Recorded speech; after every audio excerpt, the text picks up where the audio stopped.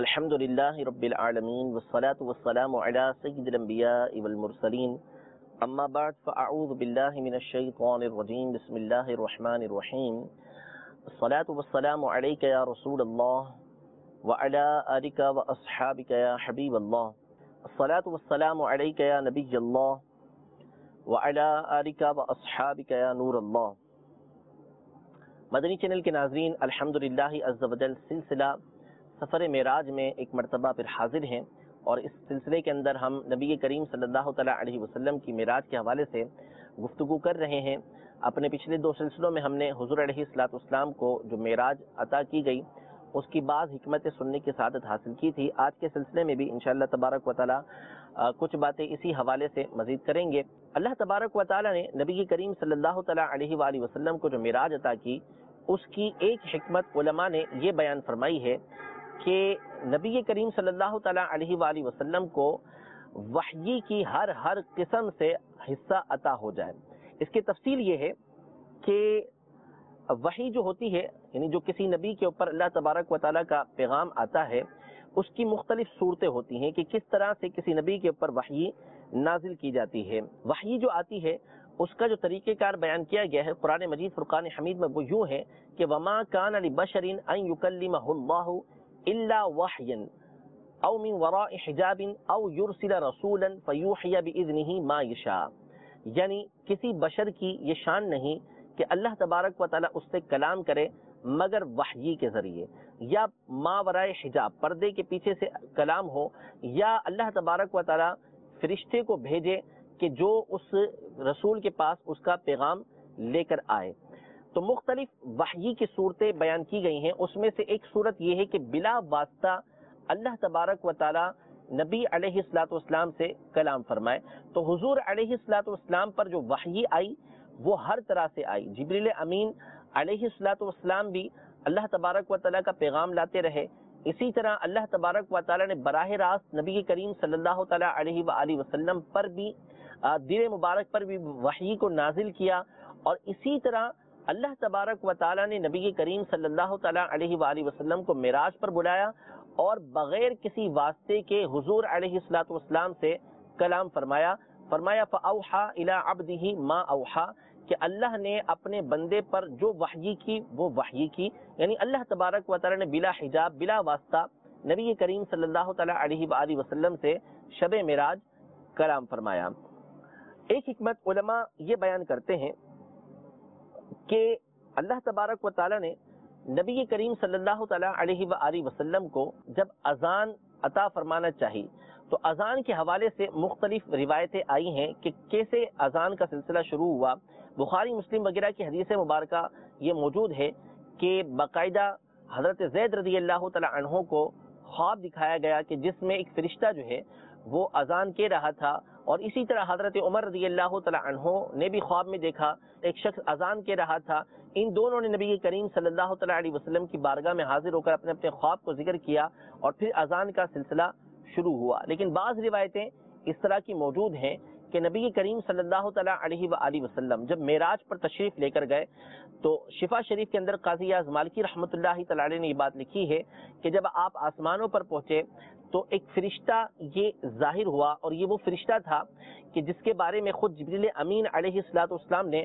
حضور علیہ السلام سے یہ عرض کی کہ میں اللہ تبارک و تعالیٰ کے سب سے زیادہ قریب ہوں، مخلوق میں سب سے زیادہ قریب ہوں، لیکن یہ وہ فرشتہ ہے کہ جب سے میں پیدا ہوا ہوں پہلی مرتبہ میں نے اس فرشتے کو دیکھا ہے۔ پھر اس فرشتے نے اذان کے جو الفاظ ہیں وہ تمام کے تمام دہرائے۔ اس نے کہا اللہ اکبر اللہ اکبر، تو غیب سے یہ آواز آئی، ما ورائے حجاب یہ آواز آئی کہ میرے بندے نے سچ کہا، انا اکبر، کہ میں ہی سب سے بڑا ہوں، میں ہی سب سے بڑا ہوں، یعنی اللہ تبارک و تعالی نے یہ ارشاد فرمایا۔ پھر اس فرشتے نے آگے الفاظ کہے اشہد ان لا الہ الا اللہ، تو اللہ تبارک و تعالی کی طرف سے یہ کلام آیا، یہ آواز آئی کہ میرے بندے نے، یعنی اس فرشتے نے سچ کہا کہ میں ہی معبود ہوں، میرے علاوہ کوئی معبود نہیں ہے۔ اسی طرح پوری اذان کا تذکرہ موجود ہے۔ تو علماء نے حکمت یہ بیان کی کہ جب اللہ تبارک و تعالی نے نبی کریم صلی اللہ تعالی علیہ وسلم کو اذان عطا فرمانی تھی تو معراج پر اللہ تبارک و تعالی نے حضور علیہ السلام کو بلایا تاکہ آپ کو اذان یہ عطا کی جائے۔ ایک حکمت علماء نے یہ بیان کی ہے کہ آپ علیہ الصلوۃ والسلام کو اللہ نے یہ فضیلت عطا فرمائی ہے کہ جتنے بھی انبیاء کرام علیہم السلام ہیں ان کی مثل اللہ تبارک و تعالیٰ نے یا ان سے بڑھ کر معجزہ اللہ تبارک و تعالیٰ نے نبی کریم صلی اللہ تعالیٰ علیہ وآلہ وسلم کو عطا فرمایا ہے۔ آگے بڑھنے سے قبل میں یہ بیان کرتا چلوں کہ تمام کے تمام انبیاء کرام علیہم السلام اللہ کی بارگاہ میں بڑی عزت و تکریم والے ہیں، ان کا بہت بڑا مقام و مرتبہ ہے، اور کسی بھی نبی علیہ الصلوۃ والسلام کی ادنا سی توہین بندے کو دائرہ اسلام سے خارج کر دیتی ہے۔ ایک حدیث مبارکہ کے اندر یہ موجود ہے کہ حضور علیہ الصلوۃ والسلام نے یہ ارشاد فرمایا کہ انبیاء کے درمیان آپس میں فضیلت بیان نہ کرو، حالانکہ قرآن پاک کے اندر موجود ہے کہ تلک الرسل فضلنا بعضهم علی بعض، کہ یہ وہ رسول ہیں کہ جن میں ہم نے بعض کو بعض کے اوپر فضیلت عطا فرمائی ہے۔ یہ فضیلت موجود ہے، خود قرآن مجید فرقان حمید بیان کر رہا ہے۔ اب یہ حدیث اور قرآن کے درمیان جو مطابقت ہے یہ کیا ہے کہ قرآن پاک میں تو خود اللہ تبارک و تعالیٰ ارشاد فرما رہا ہے کہ یہ رسول ہیں کہ جن میں سے ہم نے بعض کو بعض پر فضیلت دی ہے، اور یہاں یہ ارشاد فرمایا حضور علیہ الصلوۃ والسلام نے کہ انبیاء کے درمیان آپس میں فضیلت بیان نہ کرو۔ اس کا معنی کیا ہے؟ تو علماء اس کا ایک معنی یہ بیان کرتے ہیں، ویسے تو کئی معنی بیان کیے گئے ہیں لیکن ایک معنی یہ بیان کرتے ہیں کہ انبیاء کی آپس میں ایسی فضیلت بیان نہ کرو کہ جس کی وجہ سے دوسرے نبی کی توہین لازم آئے، تنقیص لازم ہے، یعنی اس انداز میں کسی نبی کی فضیلت کو دوسرے نبی کے اوپر بیان نہ کرو کہ جس سے کسی نبی کی توہین ہوتی ہو، اس کی اجازت نہیں ہے۔ ہاں، اس انداز میں بیان کرنا کہ دوسرے نبی کی بھی تعظیم و توقیر ظاہر ہو اور پھر اپنے نبی علیہ الصلوۃ والسلام کی فضیلت ان کے اوپر ظاہر ہو، تو اس میں حرج نہیں ہے۔ اور علماء کا ہمیشہ سے یہی طریقہ کار رہا ہے کہ جب وہ نبی کریم صلی اللہ تعالیٰ علیہ وآلہ وسلم کی فضیلت انبیاء کرام علیہ السلام پر بیان کرتے ہیں تو انتہائی محتاط انداز میں انبیاء کرام علیہ السلام کے مقام اور مرتبے کا لحاظ کرتے ہوئے آگے اس بات کو بیان کرتے ہیں۔ مثلا حضرت سیدنا موسیٰ علی نبینا و علیہ الصلوۃ والسلام کو اللہ تبارک و تعالیٰ نے بڑا مقام اور مرتبہ عطا فرمایا ہے۔ مخلوق میں آپ نبی کریم صلی اللہ تعالیٰ علیہ وآلہ وسلم اور حضرت ابراہیم علیہ الصلوۃ والسلام کے بعد سب سے افضل و اعلیٰ ہیں۔ موسیٰ علیہ الصلوۃ والسلام کو اللہ تبارک و تعالیٰ نے بڑے بڑے معجزات عطا فرمائے، ان میں سے ایک عظیم معجزہ آپ کو یہ عطا فرمایا کہ جب آپ علیہ الصلوۃ والسلام نے اللہ تبارک و تعالیٰ سے بنی اسرائیل کے لیے پانی کو طلب کیا تو اللہ تبارک و تعالیٰ نے اس بات کا حکم ارشاد فرمایا کہ آپ کے ہاتھ میں جو عصا ہے آپ اسے پتھر پر مارے۔ موسیٰ علیہ الصلوۃ والسلام نے پتھر پر مارا تو قرآن پاک میں ہے کہ فن فجرت من حسنتا عشرۃ عینا، اس پتھر سے پانی کے 12 چشمے جاری ہو گئے۔ اب پتھر سے پانی کے 12 چشمے جاری ہونا یقیناً بہت بڑا معجزہ ہے کہ موسیٰ علیہ الصلوۃ والسلام پتھر پر عصا مارے اور پانی جاری ہو جائے۔ یقیناً اللہ تبارک و تعالیٰ نے بڑا مقام اور مرتبہ عطا فرمایا، بہت بڑا معجزہ عطا فرمایا۔ لیکن نبی کریم صلی اللہ تعالیٰ علیہ وسلم کو اسی حوالے سے اسی کی مثل اس سے بڑھ کر معجزہ عطا فرمایا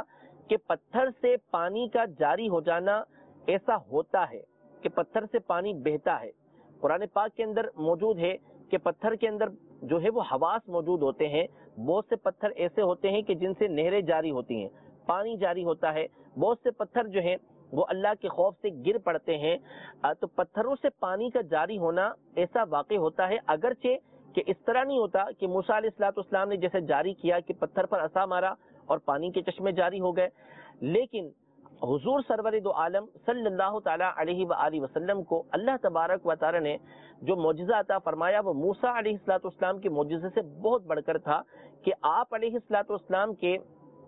مبارک انگلیوں سے اللہ تبارک و تعالیٰ نے کئی مرتبہ پانی کے چشمے جاری فرمائے۔ صحابہ کرام علیہم رضوان بالخصوص سیدنا انس بن مالک رضی اللہ تعالیٰ عنہ اس بات کو بیان کرتے ہیں کہ بعض مقامات پر ایسا ہوا کہ پانی ختم ہو گیا، صحابہ کرام علیہم رضوان نبی کریم صلی اللہ علیہ وسلم کی بارگاہ میں حاضر ہوئے، حکم ہوا کہ جتنا پانی ہے تمام کا تمام جمع کیا جائے۔ وہ ایک برتن کے اندر جمع کیا گیا، حضور علیہ الصلوۃ والسلام نے اپنے مبارک ہاتھ کو اس کے اندر ڈالا تو اس میں سے پانی کے چشمے ایسے جاری ہوئے کہ جتنے صحابہ کرام علیہم رضوان تھے سب نے اپنے اپنے برتنوں کو بھر لیا، سیراب ہو گئے سارے کے سارے، اپنے جانوروں کو پانی پلا دیا، لیکن پانی ویسے ہی جاری تھا۔ کسی نے حضرت انس رضی اللہ تعالیٰ عنہ سے پوچھا کہ آپ اس وقت کتنے تھے؟ تو آپ نے فرمایا کہ ہم 80 یا کچھ افراد ذکر کیے کہ اتنے تھے، لیکن اگر ہم 1 لاکھ بھی ہوتے تو تمام کے تمام کو وہ پانی کفایت کر جاتا۔ یہ حضور علیہ الصلوۃ والسلام کا معجزہ ہے جو اللہ تبارک و تعالیٰ نے موسیٰ علیہ الصلوۃ والسلام کے معجزے سے بڑھ کر آپ علیہ الصلوۃ والسلام کو عطا فرمایا۔ تو جتنے انبیاء کرام علیہ السلام آئے ہیں ان کو مختلف طرح کے معجزے اللہ تبارک و تعالیٰ نے عطا فرمائے اور مختلف انداز کی معراجیں ان کو عطا فرمائی۔ جیسے ابراہیم علی نبینا و علیہ الصلوۃ والسلام کو اللہ تبارک و تعالیٰ نے زمین و آسمان کی بادشاہی دکھائی۔ قرآن پاک میں فرمایا وَكَذَلِكَ نُرِي إِبْرَاهِيمَ مَلَكُوتَ السَّمَاوَاتِ وَالْأَرْضِ کہ ہم نے زمین و آسمان کی بادشاہی ابراہیم علیہ السلام کو دکھائی۔ ادریس علیہ السلام کو اللہ تبارک و تعالیٰ نے آسمانوں پر اٹھایا، فرمایا وَرَفَعْنَاهُ مَكَانًا عَلِيًّا۔ اس کی ایک تفسیر بیان کی گئی ہے کہ ادریس علیہ السلام کو آسمانوں پر اٹھا دیا گیا، اور موسیٰ علیہ السلام کو اللہ تبارک و تعالیٰ نے یہ معراج عطا فرمائی کہ آپ نے کوہ طور پر اللہ تبارک و تعالیٰ کے کلام کو سننے کی سعادت حاصل کی۔ حضرت عیسیٰ علیہ السلام کو معراج عطا ہوئی کہ آپ کو آسمانوں پر اٹھا دیا گیا، لیکن نبی کریم صلی اللہ تعالیٰ علیہ وآلہ وسلم کو ان تمام کی معراج سے بڑھ کر معراج عطا ہوئی کہ موسیٰ علیہ السلام نے اللہ تبارک و تعالیٰ کے کلام کو سنا، اور عیسیٰ علیہ السلام کو بھی آسمان پر لے جایا گیا، ادریس علیہ السلام کو آسمان پر لے جایا گیا، ابراہیم علیہ السلام کو زمین و آسمان کی بادشاہی دکھائی گئی، لیکن نبی کریم صلی اللہ تعالیٰ علیہ وسلم کو اللہ تبارک و تعالیٰ نے گفتگو کا شرف بھی عطا فرمایا، کلام کا شرف بھی عطا فرمایا، اور بلا حجاب اپنا جلوہ بھی اللہ تبارک و تعالیٰ نے نبی کریم صلی اللہ تعالیٰ علیہ وآلہ وسلم کو دکھایا۔ تو معراج کی ایک حکمت علماء یہ بیان فرماتے ہیں کہ انبیاء کرام علیہ السلام کو جو مختلف انداز میں اللہ تبارک و تعالیٰ نے معراج عطا فرمائی تھی، ان تمام سے بڑھ کر اللہ تبارک و تعالیٰ نے نبی کریم صلی اللہ تعالیٰ علیہ وسلم کو معراج عطا فرمائی، تاکہ جو دیگر معجزات اللہ تبارک و تعالیٰ نے انبیاء کرام علیہ السلام کو عطا فرمائے ہیں وہ نبی کریم صلی اللہ علیہ وسلم کو عطا ہوئے ہیں، تو یوں ہی معراج میں بھی سب سے بڑھ کر معراج نبی کریم صلی اللہ تعالیٰ علیہ وآلہ وسلم کو عطا کی جائے۔ قرآن پاک میں اللہ تبارک و تعالیٰ نے اسی حوالے سے یہ ارشاد فرمایا ہے نبی کریم صلی اللہ تعالیٰ علیہ وسلم سے کہ مختلف انبیاء کرام علیہ السلام کا تذکرہ فرمایا، اور فرمایا فَبِهُدَاهُ مُقْتَدِي کہ یہ انبیاء کرام علیہ السلام ہیں جن کو اللہ تبارک و تعالیٰ نے ہدایت دی ہے، تو آپ ان کی ہدایت کی اقتداء کیجئے، پیروی کیجئے۔ اس کی ایک تفسیر علماء نے یہ بیان کی ہے کہ ان کے اندر جتنے اوصاف، جتنے کمالات ہیں، آپ تمام کے تمام کمالات اور تمام کے تمام اوصاف جمیلہ اپنے اندر جمع کر لیجئے، یعنی ان کے اندر جو جو خوبیاں ہیں، اللہ نے جو کمالات ان کو عطا فرمائے ہیں، وہ آپ علیہ السلام اپنے اندر جمع کر لیجئے۔ اور ایسا ہی ہوا کہ قرآن مجید فرقان حمید کی اس آیت پر نبی کریم صلی اللہ تعالیٰ علیہ وآلہ وسلم نے کامل درجے پر عمل کیا، اور اللہ تبارک و تعالیٰ نے وہ تمام کے تمام اوصاف جمیلہ، وہ تمام کے تمام معجزات جو انبیاء کرام علیہ السلام کو عطا کیے تھے، وہ نبی کریم صلی اللہ تعالیٰ علیہ وسلم کو عطا فرمائے ہیں۔ بہت ساری حکمتیں ہم نے اپنے اس سلسلے کے اندر اور اس سے پہلے والے سلسلوں کے اندر بیان کی ہیں۔ انشاءاللہ تبارک و تعالیٰ اگلے سلسلوں کے اندر ہم قرآن مجید فرقان حمید میں جو نبی کریم صلی اللہ تعالیٰ علیہ وآلہ وسلم کو معراج عطا کی گئی ہے اسی حوالے سے گفتگو کریں گے۔ حکمتیں بہت ساری اور موجود ہیں، لیکن اب ہم یہیں پر روکتے ہیں، اور انشاءاللہ تبارک و تعالیٰ معراج کی جو آیات ہیں اس حوالے سے باقاعدہ گفتگو شروع کریں گے۔ اللہ تبارک و تعالیٰ ہم سب کو نبی کریم صلی اللہ تعالیٰ علیہ وآلہ وسلم کی سچی عقیدت، محبت نصیب فرمائے۔ حضور علیہ السلام کے فضائل و کمالات ہمیشہ اللہ تبارک و تعالیٰ ہمیں بیان کرتے رہنے کی توفیق عطا فرمائے۔ آمین بجاہ النبی الامین صلی اللہ تعالیٰ علیہ وآلہ وسلم۔